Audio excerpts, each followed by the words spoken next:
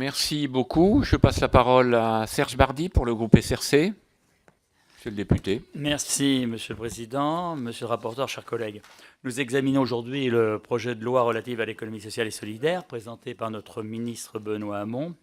Suite à l'examen de ce texte au Sénat en séance publique les 6 et 7 novembre dernier, et en amont des examens successifs que connaîtra ce texte au sein de notre Assemblée.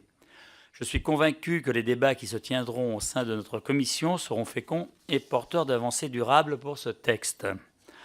En février 2013, j'ai eu le plaisir d'accueillir notre ministre de l'économie sociale et solidaire dans ma circonscription, en Maine-et-Loire, pour une série d'échanges de points de vue et de propositions avec des acteurs engagés dans l'ESS. Il est vrai que depuis 2000 et le passage de Guy Asquette au secrétariat d'État chargé de l'économie sociale et solidaire, aucun signal fort n'avait été donné aux acteurs de ces entreprises qui ne disposaient plus de réels interlocuteurs et malgré les 10% de PIB et les 2,4 millions d'emplois qu'ils représentent. D'ailleurs, à ce titre, en Pays de la Loire, c'est 13% des emplois, alors qu'en moyenne nationale, c'est 10%, et c'est plus de 150 000 emplois qui sont dans l'économie sociale et solidaire. Voici donc revenu à nouveau l'ESS, et ce texte est une manifestation évidente dont je ne peux que me réjouir.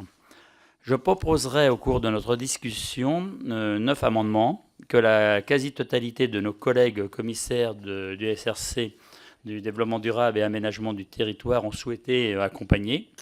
La prise en compte des aspects environnementaux et des logiques de proximité nous intéresse particulièrement et fera l'objet d'échanges intéressants au titre de l'article 9 et de l'article 49.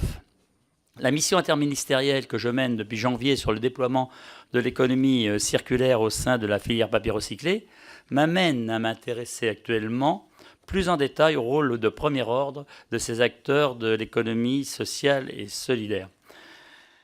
D'ailleurs, c'est dans cette filière, comme dans beaucoup d'autres filières d'ailleurs, je suis persuadé que les réformes proposées dans le cadre de ce projet de loi vont dans le bon sens. Elles permettront de clarifier, de fluidifier et de développer les initiatives innovantes de ces acteurs qui bouillonnent sur nos territoires et sont souvent précurseurs de projets et de dynamiques qui, lorsque le marché est réactif et la méthodologie adaptée, ne manquent pas d'aiguiser les appétits d'acteurs de l'économie de marché.